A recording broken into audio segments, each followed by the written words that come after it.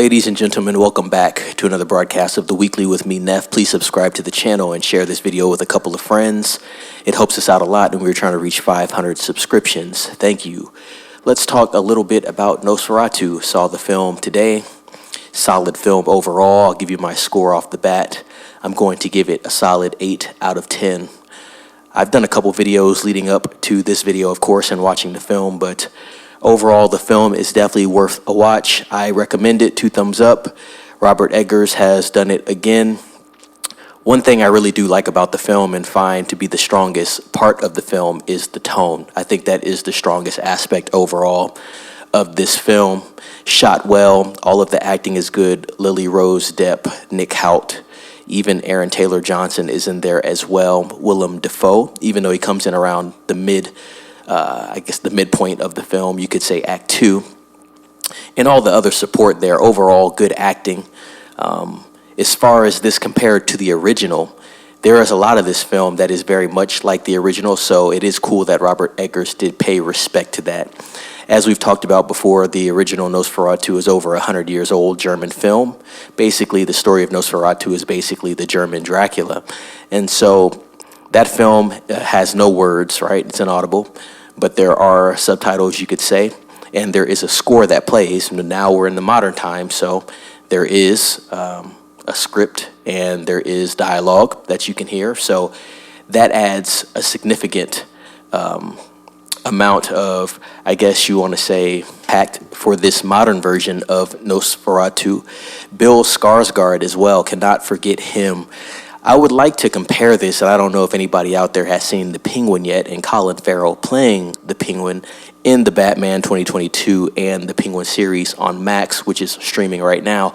I would like to compare Bill Skarsgård's performance to Colin Farrell's in the Penguin, because with the prosthetics they've added to Bill Skarsgård, you can't even tell that it is him. The voice of Count Orlok is great. Bill's performance is great. We've talked about him performing in these type of roles. This is a role that he thrives in, and I mean significantly more than any other role. I would argue that this role, he's played this role a lot better even than he played Pennywise, in the sense that you cannot tell that it's Bill Skarsgård playing Count Orlok. When you do see Pennywise, obviously he is playing him, but you could still kind of see Bill Skarsgård under there. But with this role, you can't see that at all, and that is credit to the prosthetics and the people that worked on that. So kudos to them for that. But everyone's performance, like I said, was great. There's a lot of comparisons to the first one that I liked. There wasn't too many weak points in this film, to be quite honest. The score was good. It was a score that wasn't over-dominating within the film, but it was still omnious, and it was still there and present, and you felt that through different scenes. The pacing was fine. Ran about, I want to say about 2 hours and 15 minutes, it felt. Could there have been some cutoff? Sure, there could have been. There was a lot more focus on Aaron Taylor Johnson's family rather than in the original Nosferatu film. So that wasn't bad either, because it makes you actually care more about that family as well. It's kind of like them, I guess, creating character development without actually developing the characters in that way individually. You develop the family's character all together as one, so they have their space in the film as well. But another thing I will credit Robert Eggers for doing is being able to balance all of the different characters. There was at least, I'd say, 5 to 6 characters that you needed to pay attention to throughout this film, as where in the original Nosferatu, it wasn't that many characters. And like I said, because there is no audible dialogue, it kind of takes away from even having a connection with those characters when it is a silent film. So they were able to balance them really well on screen. You know, you could argue that Aaron Taylor Johnson's family had more screen time than Nick Hoult, to be honest. Lily Rose Depp was clearly, you could argue, the main character. Nick was there as well, well balanced, but overall, I never felt that anybody got too much screen time or someone was being left out. It had a nice balance there, and the pacing was fine.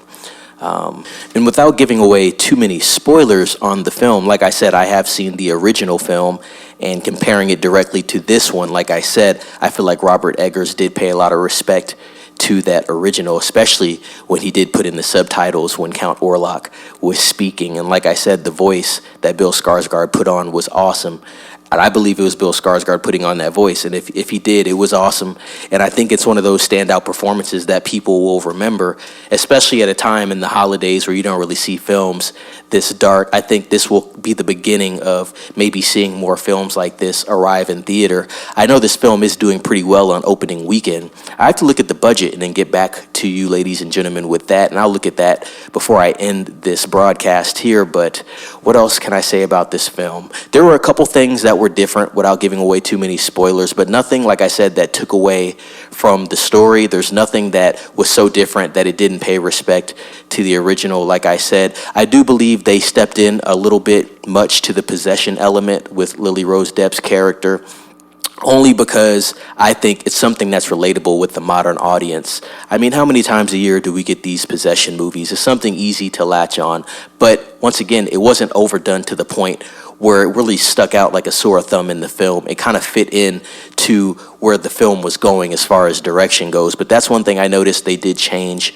with that. Also, the ending was slightly different. There was no burning of Count Orlok's castle in Transylvania towards the end, and that is something that was different from the original, because after the core events transpired towards the end of the film, that is what happens to his castle there. But there was also things, like I said, that they changed that made sense with the modern adaptation of the film, and Robert Eggers kind of paid respect, like I said, but also made it his own. So I kind of do like that he did that as well. It just adds to the modern experience of the film, which I think it makes sense bringing it from 100 years prior to now. And overall, this is one of the better vampire films that I have seen. I haven't really seen any solid ones as of lately that aren't just action films, to be quite honest, but this one is really the essence of what a vampire film should be. So I think they did a good job overall with that.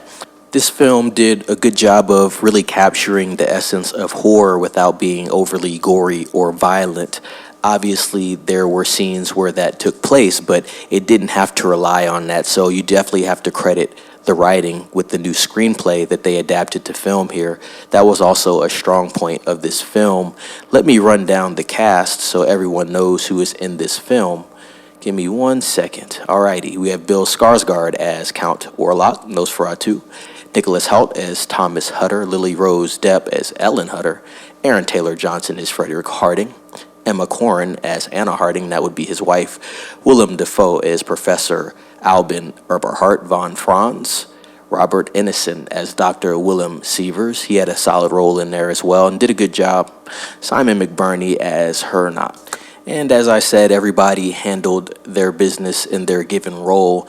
This film has a budget of $50 million, and so far it has grossed $19.2 million. So it's well on its way.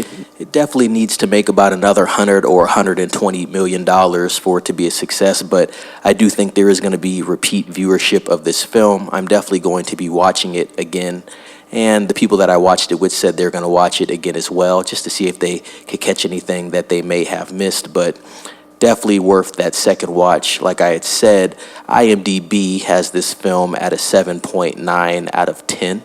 Rotten Tomatoes has it at an 86.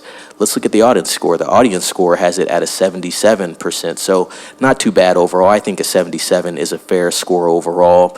I gave Robert Eggers' The Lighthouse a 75. I do think this film is slightly better just because the storyline is more linear. It's not so much of a psychological horror, just more of a horror film to the core, so that is the difference there, but overall, a decent product.